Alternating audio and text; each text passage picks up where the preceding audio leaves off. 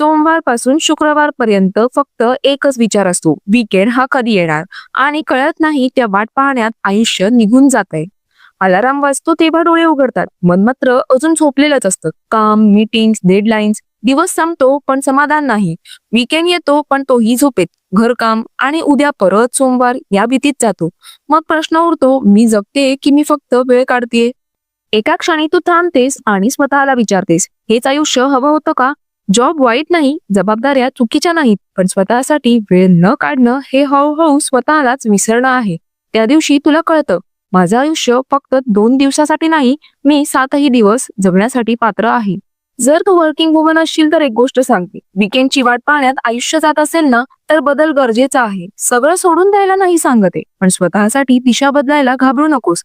आयुष्य कॅलेंडरवर नसतं, ते निर्णयावरती उभं असतं. आणि तो निर्णय तू आजही घेऊ शकतेस. जर तुला ही गोष्ट आवडली असेल तर कमेंटमध्ये निर्णयाचा टाईप कर. तुला डिटेल्स हे कमेंटमध्येच मिळतील.